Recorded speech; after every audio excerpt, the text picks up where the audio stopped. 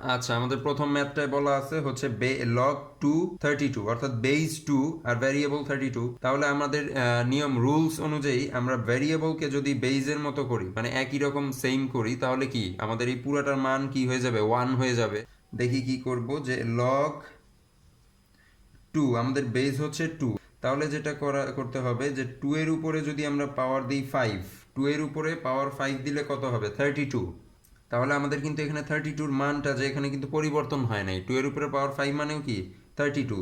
এখন এখন আমাদের বেজ আর ভ্যারিয়েবল, এই যে বেজ আর ভ্যারিয়েবল তার উপরে কি একটা পাওয়ার, পাওয়ার হচ্ছে 5। এখন আমাদের পাওয়ারও চলে আসছে, আগে ছিল বেজ আর ভ্যারিয়েবল, এখন আছে বেজ ভ্যারিয়েবল আর কি পাওয়ার। আমরা এখন দেখতেছি যে আমাদের বেজ আর ভ্যারিয়েবল কিন্তু মিলে গেছে। তাহলে এই পুরাটার মান কি হবে, এই বেজ আর ভ্যারিয়েবল মিলে গেলে লগ 2 এটার মান কত হয় 1। আর আমাদের পাওয়ারটা কি, আমরা জানি কি পাওয়ারটা কি সামনে চলে আসে, পাওয়ারটা সামনে চলে আসবে।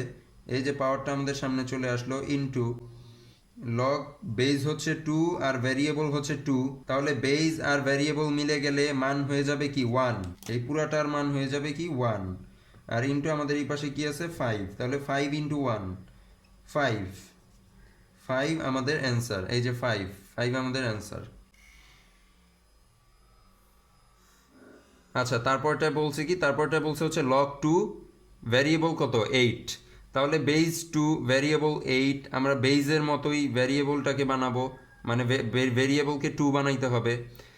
আচ্ছা, তাহলে এটার অপশনগুলো কি কি দেয়া আছে, এটার অপশনগুলো দেয়া আছে হচ্ছে 4 3 2 আর 1, এই চারটা অ্যান্সারের অপশন দেয়া আছে। আচ্ছা, তাহলে এখন আমরা যেটা করব যে লগ সেম আগেটার মতোই 2 আমাদের বেজ, 2 বেজ অলওয়েজ অপরিবর্তিত 2, আর 8কে এখন কি করব, 2 যদি করতে হয় তাহলে 8কে আমরা যেটা করতে পারি যে 2-র উপরে যদি আমরা পাওয়ার দেই 3, 2-র উপরে যদি আমরা পাওয়ার দেই 3 তাহলে কত হয় 8।